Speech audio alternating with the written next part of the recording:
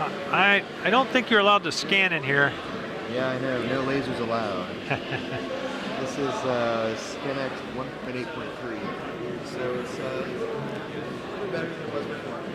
Uh-huh. So 8.3, and I just asked Jeff about it, and he said, oh, we don't have anything yet. So is this available online already? Sorry? Is this available online, the new ScanX card? So we just actually added it to the ScanX site. We actually didn't officially launch it. Oh. So am I on camera? You're on camera now, okay. And you are live. So yes. If you didn't want to talk about something, sure. we can talk later afterwards. Okay. But you know, obviously we've made a lot of progress, and I say we because you know I've been heavily involved with you guys. In fact, I have something to show you. I'm really curious to see it. And so once we get done with this, trying to think, I may have to point the camera in other ways, or I'll let you look at it and we can promote it at the same time. Yeah. So obviously there's a lot of things going on. Yeah. You at CES launched your, what was it called? The little game. Star Ops. Star Ops, yeah. Which we then went through on Unreal 2015. Mm-hmm. And as you know, I'm taking it to a new level with a goggle type system.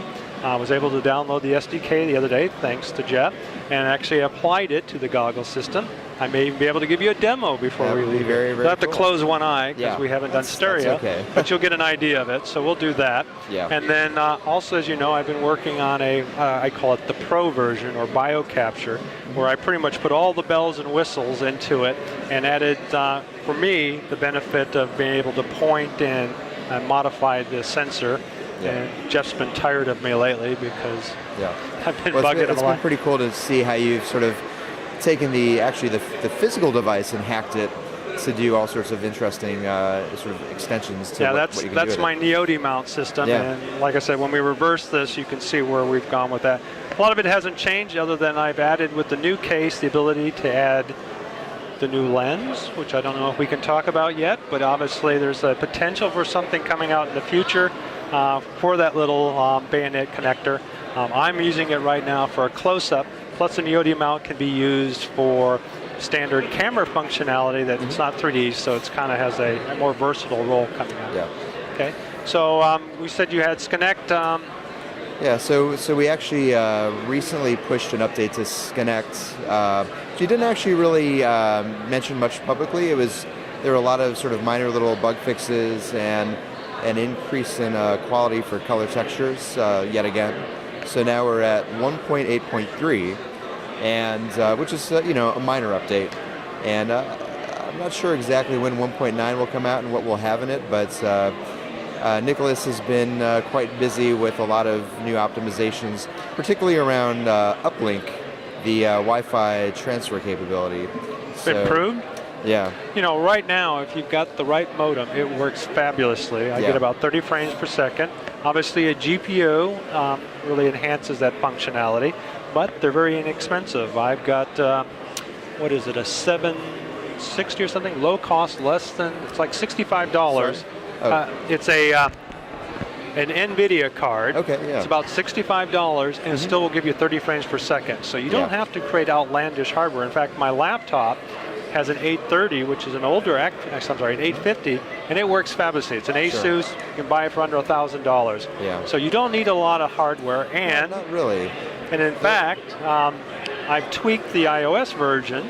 And in fact, the Air 2 is faster than what you guys are using in your original ScanX software. So you don't even need a computer anymore to get almost the same quality. Yeah, it's pretty incredible. Yeah. Actually, and we've sort of reached the point where GPU optimization is no longer the challenge, but it's actually with uplink, it's working in noisy wireless environments like we have here today, and making sure we can still do we ideally are transmitting at 30 FPS, but sometimes when you have a noisy environment, it degrades the signal. You start to get stutter and lag, and a lot of people have noisy Wi-Fi environments. So. Yeah, well, one of the things that I've recommended on the forum, as well as we talked about it, and also Nick and I have gone back and forth, make sure you get a 5 gigahertz router. Yeah, absolutely. That's the most important thing, and put it on a separate channel, and that will provide you the best throughput. And you can get those for $50 now. So it's not like you have to go out of pocket to get anything to really outperform it, but it's glad to hear that from the software end he's improving it. Now I have a question for you. Sure. Knowing some things that I know, there's some secret sauce that's been put in a new version of the iOS coming out soon. Will that also be implemented in the Connect, or is it implemented already? So for iOS, I'm not sure actually. Let's talk textures. Yeah, you know, it's I think I'm not sure if Nicholas is going to be here today, but he'd probably be the guy who could probably talk more about that. Well, we can probably have him on later. I may grab him for as a guest crasher in the later week. All right, so let's reverse roles. Actually, so let's show you some toys. I'm pretty eager to see this. So this is a prototype. This is not the actual case. It's I actually have it. You'll have to go over to the Stanford booth. So, but what that allows you to do, you can pull that out. Okay. So I'll take the mic. And that's the new NEODi mount case with the embossing. And then essentially, in this version, I just did a cutout, but the version that's going to be marketed, this will slide in, so this will lock there, and then there's a bracket on top, so it locks into place. But currently, let's see, and then you have to pull this up a little bit, so it snaps in, and then. Try to do this without breaking it. Yeah. So go ahead and hold the sides of the case, and then just.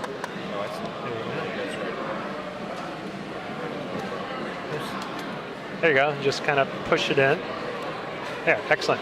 So then I have a low-tech mounting system, so take the rubber band and put it over the side. Otherwise it falls. But well, it's a prototype right now for concepts. Okay, and then, as I said before, I felt like James Bond. So there's the NEODi mount, and so take the sensor out.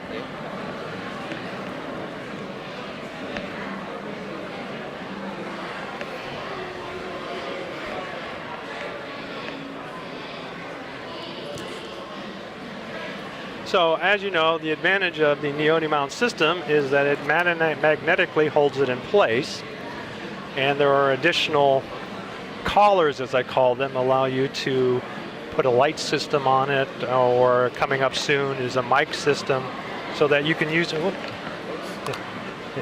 Okay. Okay. Averted disaster.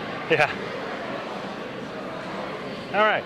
So now that we've got it in place, we've got to turn it on. Okay. So I'll tell you what. Here, take that. Give you this, and you can.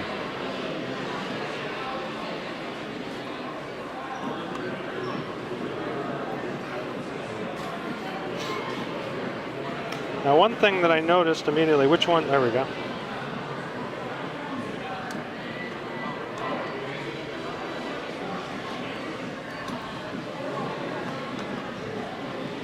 Okay. So you should see it. Okay. Here you go. Make sure that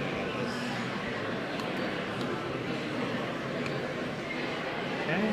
So this is a one-eye procedure. Oh yeah, right now. So you still see it? Yeah. Okay. Now you should be able to walk around. Now our room is a little bit too large. I'm looking down with one eye here,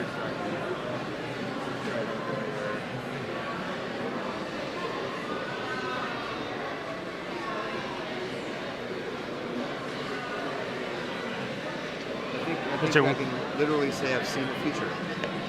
So if you heard a lot of news on the Microsoft HoloLens, well, we don't know when that's coming out. We don't know the price point of it, but as you said, this altogether is going to be less than $1,000, and you'll be able to do a lot of that, including augmented reality, because you still have access to the camera. So I think we should push forward, doing a little bit more with it, and I think we got something. So did you get a chance to actually see how you were able to move around and the walls changed? Yeah. Now I noticed that if you had like a 10 by 10 room without very many obstructions, it seems to work best. So my thoughts are, I'm going to be working with somebody who's created a VR thing for, what is it, the VR mixer for Oculus Rift, that is like a Van Gogh painting that you can obviously not walk around yet, because but we're going to convert it to iOS. So that way you'll have something to play with. Jeff thought about caves. I'm thinking about museums, but just imagine being able to put this on and go anywhere you want. So I think that's a cool idea. So then the other thing it's very cool. Thanks. Yeah. So we'll take this. you want to go ahead and set that down. Yeah. I don't know if we're actually positioning the my camera. So if you open that up. Okay, this one right here. So we have the.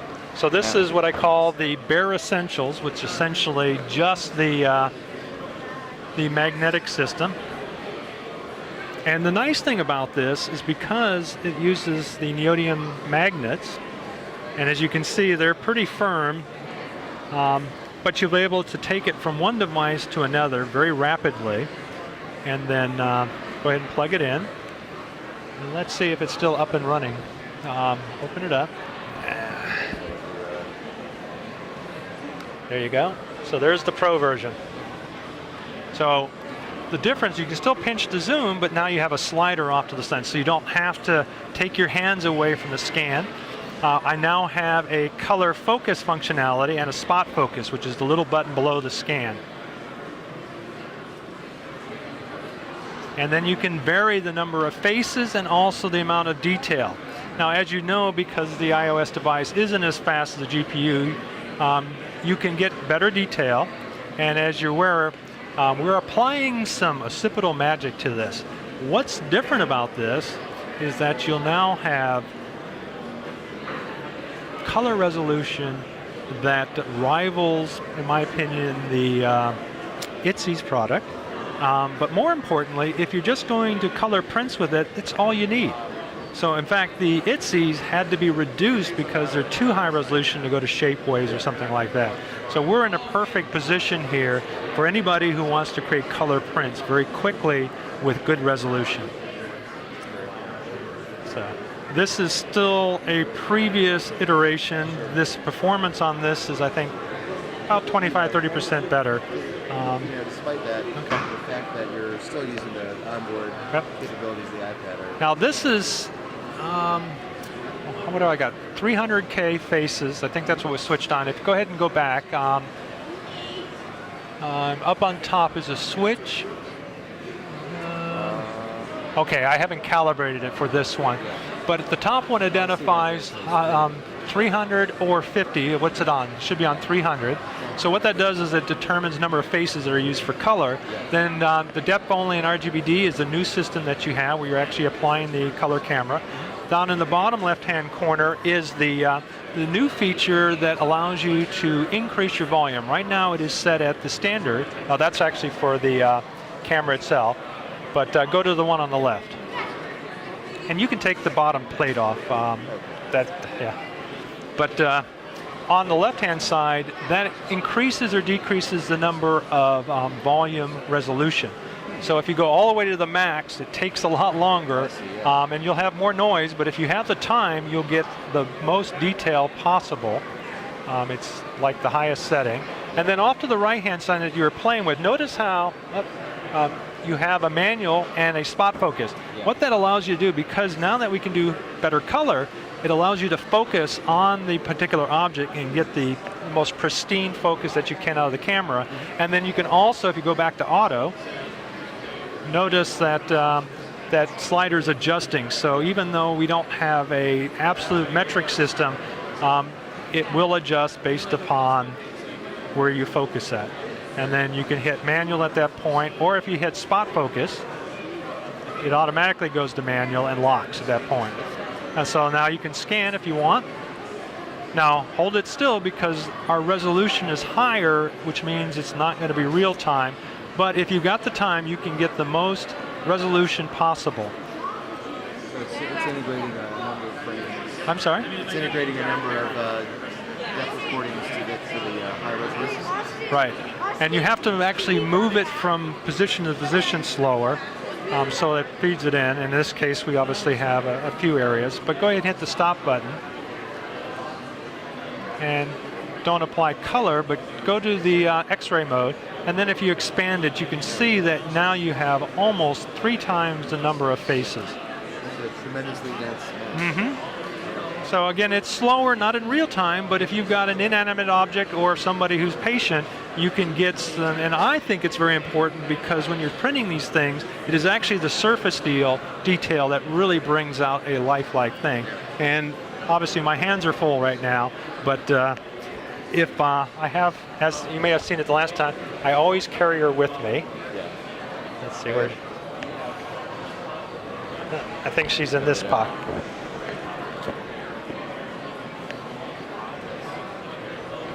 So that was used on the Skinect software, but I'm able to get similar results now on the iOS.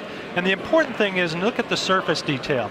Now, Itzy's obviously works with your scanner, but one of the things that because they're cloud-based, they've limited the number of faces. So even though you get great detail, you don't get the surface detail, like the cheekbones and that don't come out as well.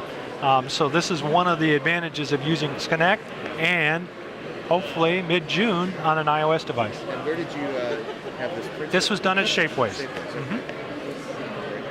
Yeah, I mean, it's spectacular. Yeah, and the thing that I keep promoting, one, obviously this is also coming out for the iPhone, it is the world's smallest self-contained 3D scanner, and I feel with the Pro version of the software and my lens system can provide detail as good as an Artec, which is a 10,000. So here I'm promoting all of us. I'm supposed to be talking about other people. Well, obviously I think this is news as well. Well, it's very impressive. Pretty cool, huh? Yeah. This is, has Jeff gotten a build of this yet? No. Okay. No, he's seen some screenshots of it, but I think he'll be excited to see it. I think, yeah, I like it. Well, as you know, I work with it all the time, so I knew what I wanted, and I think other people would probably appreciate those features. So I'm working with a guy in LA, so this will be called BioCapture. It'll be coming out of his store. It's an agreement that we have, and then he'll release the iPad, but as you know, I've also been working on the iPhone version, which looks, actually, if you pull it out, go ahead and shut that, put that back on the iPhone version and pull that out, and you can see that version.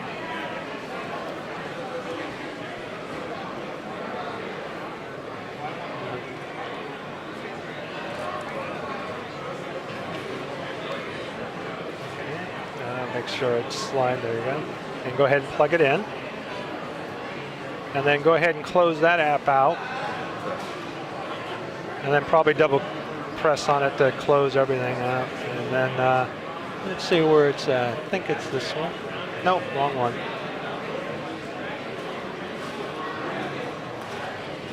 There we go. So the problem is it crashes under 6. Don't know why yet, but same features, except I brought it everything. So if you notice on the iOS version, there's a dark area, so I'm taking advantage of it. So you're going to have the fine control functionality, but a perimeter has all the same functions as the iPad version, but it crashes. But that I think will be fixed in the next week. I've brought it to Jeff's attention, but and it has the same focus feature that pretty much everything you saw on the iPad on an iPhone, the iPhone 6 and 6 Plus. So you have the same faces, you have the same auto manual, you have the manual focus ability, as well as the cube placement, and then low and high resolution. So everything's in there. Performance is almost the same as iPad Air 2, however, in a very small package. And then, as you're already aware of, not that I don't have enough stuff here. It is incredible now that you can fit this kind of capability in sort of a pocket-sized device. Yep. So. Well, and we really need to promote that feature. So that locks in the bottom. I've been working with a company called Grip and Shoot, and hopefully, well, when it's released, it will have Bluetooth capability. So you can trigger and scan it all from that. And the important thing is now you can go around an object, underneath an object, which you didn't have that exactly. So much more flexibility. It's nice to have the form factor of a handle. Yep. And the other plus thing is the handle does work as a camera. So if you're not 3D scanning, with my other accessories, you have a mobile video editing system, or editing production system. So there'll be a sound capability as well as lights. In fact, that's not all. So, and that fits on the lower part of the bracket. And then you can use any USB, but these are about $15. That's right. And then you have a lighting system. What I found is that it's always important to have light, and in this case, it's very important to have the same amount of light around the object to give you really good scans, and obviously that's what I used on this. It's compact, and more importantly, you can use this if you're doing standard filming with your camera, and I said that there's going to be an audio version as well. So let's say we remove the scanner, so go ahead and remove this. Okay. Whoops. Actually, go ahead and unplug this scanner. And now you can take the NEODiVR. Go ahead and take it off of that. And then you can apply it directly to the magnets. Right to the magnet. So there. So now you have a lighting system that you can use for standard video or camera work. Talk a bit about the 3D printed light filter that we have here. Well, essentially that's a PLA translucent material. It's a little warped because I actually pushed this thing with 9 volts through a dimmer, and it got too hot. So the version that I will come out with will probably be an ABS or an injected plastic flame in order to provide a more even and distributed lighting system. Yeah, very good. But this helps diffuse the light and get it yes. even so. Yeah, it's very important. Otherwise, it's too intense. Yeah. In fact, even my wife has a problem with that there. A little bit too much. Okay. Very good. Very good. Awesome. Thanks for sharing. Oh, you're welcome. Well, yeah. Sharing it on my own show. What's that? Sharing it on my own show. Sorry? Sharing it on my own show.